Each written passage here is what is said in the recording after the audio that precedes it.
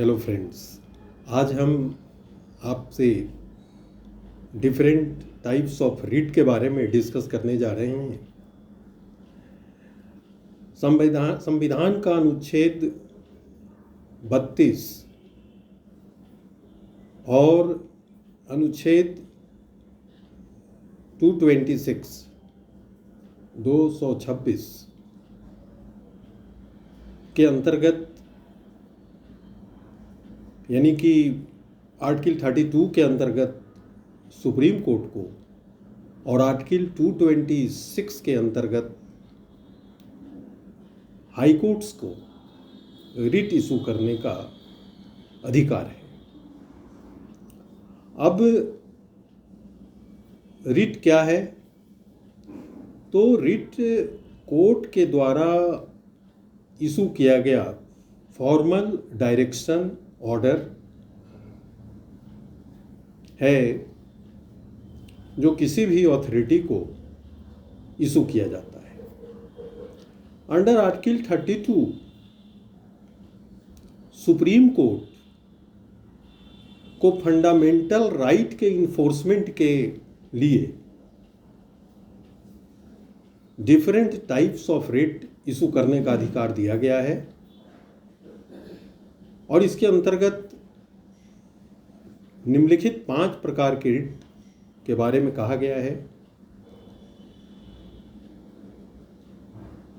Writ of habeas corpus, जिसे हिंदी में बंदी प्रत्यक्षीकरण कहते हैं। दूसरा मैंडमस, जिसको परमादेश कहा जाता है।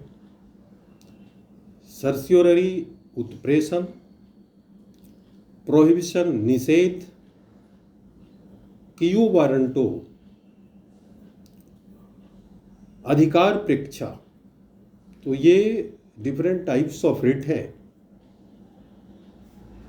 जिसे सुप्रीम कोर्ट को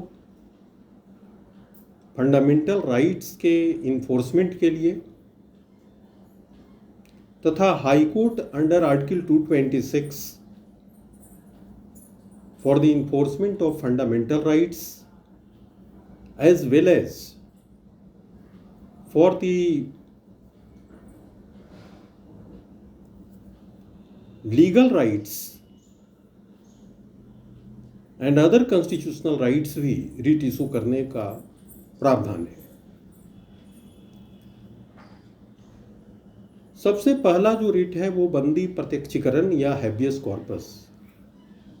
हैबियस कॉर्पस एक ऐसा प्रोविज़न है, एक ऐसा रिट है जिसे कि किसी भी सिटीजन के, किसी भी व्यक्ति के स्वतंत्रता के अधिकार का संरक्षक कहा जाता है। किसी भी व्यक्ति को स्वतंत्र रहने का अधिकार है और उसे तब के सिवा जब किसी न्यायालय के द्वारा कानूनी रूप से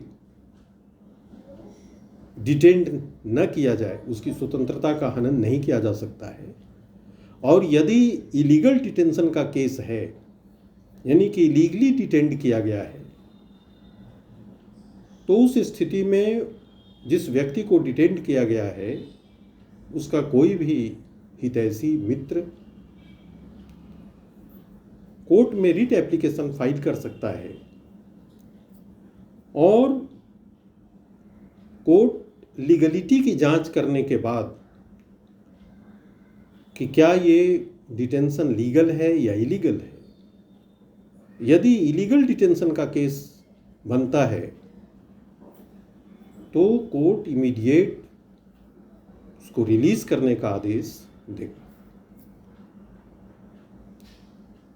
और इस प्रकार से उस व्यक्ति की जो लिबर्टी है अंडर द फंडामेंटल राइट्स, उसकी रक्षा की जाती है।